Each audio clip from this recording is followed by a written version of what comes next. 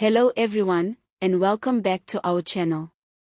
Today, we are diving into a massive legal and political development that's shaking the foundations of South Africa's justice system and reigniting the debate about corruption, accountability, and power in high places. The Pietermaritzburg High Court has officially rejected former President Jacob Zuma and French arms manufacturer Thales' latest bid to have the long-running arms deal corruption case dismissed. This is a significant moment in a legal saga that has stretched across decades, drawn international attention, and symbolized the deep-rooted issues within South Africa's political elite. The ruling means that Zuma and Thales will officially remain on trial for their alleged roles in one of the most infamous procurement scandals in the country's history, the multi-billion rand arms deal of the late 1990s and early 2000s. Let's take a step back and remind ourselves why this case matters so much. The arms deal, worth around 30 billion, was meant to modernize South Africa's military in the post-apartheid era. But from the beginning, it was riddled with allegations of bribery, kickbacks, and political interference. Central to the controversy is the accusation that Jacob Zuma, while serving as deputy president under Thabo Mbeki, received bribes from Thales, then known as Thomson CSF, in exchange for political protection and influence over contract decisions. Zuma's former financial advisor, Reshape, was convicted in 2005 for facilitating those payments, and that conviction played a key role in Zuma's eventual dismissal as deputy president. But despite Sheikh serving prison time, Zuma has always denied wrongdoing, claiming the case is politically motivated, a narrative he and his supporters have repeated for years, especially as the trial was delayed repeatedly by legal challenges, health concerns, and appeals. This latest attempt by Zuma and Thales to have the charges dropped was based on what they described as a violation of their right to a fair trial. Specifically, they argued that the disappearance of two crucial defense witnesses, individuals they claim would have helped prove their innocence, seriously compromised their ability to defend themselves. Thales went further, saying they were now unable to fully present their case or rebut key accusations due to these missing witnesses. This, they claimed, stripped the trial of fairness and made it impossible for the proceedings to continue legitimately. But the Pietermaritzburg High Court didn't agree. The judges ruled that while the loss of witnesses is unfortunate, it does not in itself justify scrapping an entire case, especially one of such magnitude. The court made it clear that a fair trial is still possible, especially if the prosecution has other forms of evidence that can be tested in court.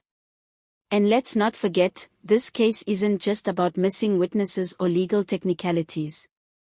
It's about transparency, justice, and holding powerful figures to account.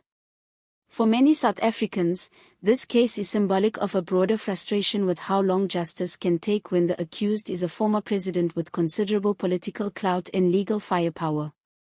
The fact that this case is finally moving forward is, in itself, a significant moment. After decades of delays, denials, and dodging, Zuma will once again have to stand in court and answer to these corruption charges. Thales, too, will have to explain its alleged role in the bribery scheme and respond to questions about why a global defense contractor was involved in backroom dealings with top government officials. This decision by the High Court also strengthens the message that no one, no matter how powerful, is above the law. It's a stance that many civil society groups, anti-corruption watchdogs, and political commentators have been calling for. They argue that the endless postponements and legal maneuvers have eroded public confidence in the justice system and sent a dangerous message about accountability.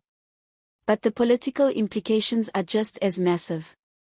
Jacob Zuma remains a towering figure in South African politics, even after leaving the presidency in 2018 under intense pressure from his own party, the ANC.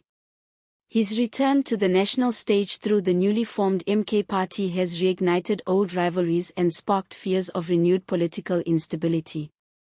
Zuma continues to portray himself as a victim of political persecution, a man who fought for the liberation of his people only to be betrayed by the very institutions he once led.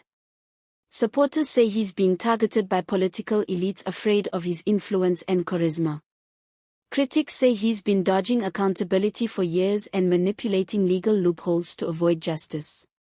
This ruling chips away at that narrative and sets the stage for a trial that could either vindicate or condemn him in the court of law.